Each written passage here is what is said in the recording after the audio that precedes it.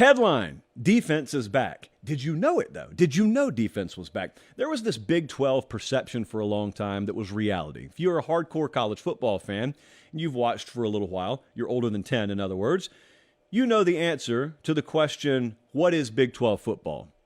Or at least you know what the answer to that question was in 2013, 14, 15. Here's the problem.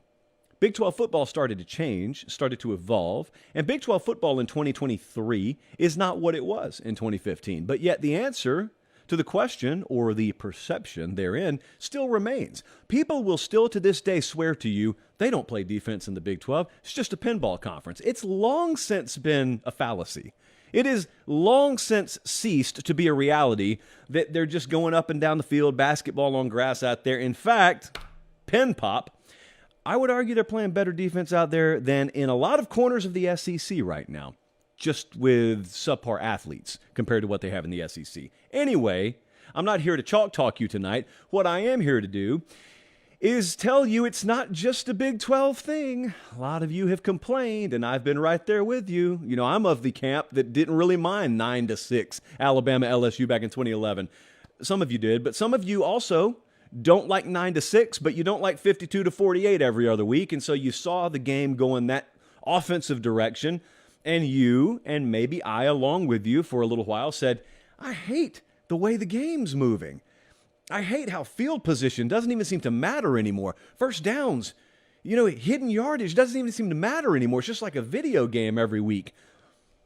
God heard you, and God has responded, and God's on the side of defense. And I don't think a lot of people realize it. We were doing the show. We put the show together today. And we were reading some numbers that Uncle Dennis Dodd, has put together over on CBSSports.com. And it kind of sort of caught me by surprise. Now, I knew that adjustments had been made, and I knew the game may be certainly not trending down this perilous, slippery slope of 50-point offensive outputs per afternoon like it seemed like it was for a little while, but I could not have told you what Uncle Dennis told us. But I think it's very good news. So what if I told you through Uncle Dennis that teams averaged 28.38 points per game in 2022? Without context, that really doesn't mean a whole lot to you. So here's the context. That is down. Scoring was down for the second year in a row, but that's not a trend. You need more than 2 years for the trend. Here's the kicker. Paper thump. That's the lowest overall college football scoring output since 2011. What's happening? Is people get tired of scoring? What's all of a sudden happened? Well, I've got a few theories on this. The first one, I asked a couple of defensive coaches today. The first thing that most of them said is, well, we learned how to either recruit defensive athletes on a different level, or we learned how to develop them differently. It was always going to be reactionary. So when the RPO game, which is a very dumbed down term, I understand that. I got to dumb it down for me, not for you. When the RPO game and when tempo started to merge with the RPO game in big fashion in the early 20-teens, it took a little while to adjust. The best of the best had to adjust. Nick Saban famously had to totally reinvent how they did things at Alabama, and if they were having to do that at Alabama, rest assured every defensive-minded coach was having to do that. And so what you don't see anymore is you don't see 6'3", 250-pound inside linebackers, do you? You had to trade something. You had to trade that size out and get a little bit more speed and twitchiness and athleticism. Related note, have you ever tried to spell twitchiness before? I haven't, and I tried today, and that's why there is an embarrassing amount of scribble marks on this piece of paper in front of me. I might as well not use notes. That's one thing that's happened. The athletes have become, I guess, more well-tuned to deal with the modern offense and a lot of the proliferation of different kinds of offenses that you face. Here's the other thing. You might think, well, in a vacuum, that defensive statistic may tell you something, but, Josh, I need to know what the offenses have been doing. Because for all I know, they're just not throwing the ball as much. Maybe they're not running as many plays. Maybe quarterback play has been down the last couple of years. Good point. Also, you're wrong. And that's why I wouldn't make your point for you if you were going to be right. I only make your point for you in the absence of you being here if you're going to be wrong. Passing, overall passing in the sport, highest percentage since 2007. They hadn't stopped throwing the ball at all. Have quarterbacks started to secretly suck? No.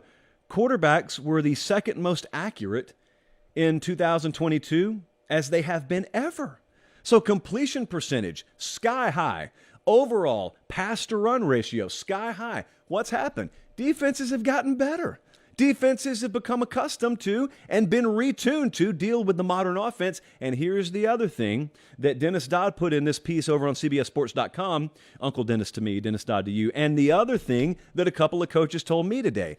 This is one of the sort of, I guess, unrealized benefits on a broad scale of the transfer portal. Because I haven't heard many people talking about this. Sure, you've heard them talking the abstract about how it fills needs and you don't have to develop a guy for 2 or 3 years. You can have a stopgap. You can go get a kid from Kent State and plug him in.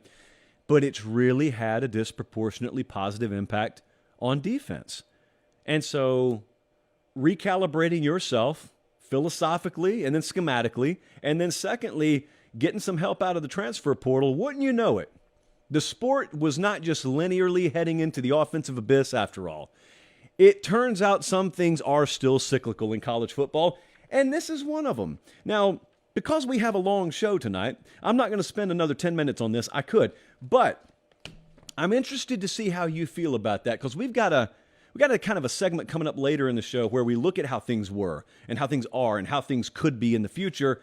And it's a mixed bag. It's just your opinion. It comes down to a matter of taste. The fact is, some people are like me. Some people have no problem watching a slop fest, just a defensive struggle. I think there's beauty in that. I mean, a lot of people think there's beauty in Picasso's work. I don't happen to be one of them, but those people probably fall asleep during a 13-9 game. To each his and her own. Some of you like 54-51, and you like whoever gets the ball last wins. And there's something to be said for occasionally watching a game like that. It's never appealed to me that defense all of a sudden just didn't matter. And it felt like first downs were irrelevant. Like I kind of miss the idea that 3rd and 1, this is a big play here. This could be the turning point. For a while, it felt like you were hardly ever getting to 3rd down. So good for defense. Good for you guys.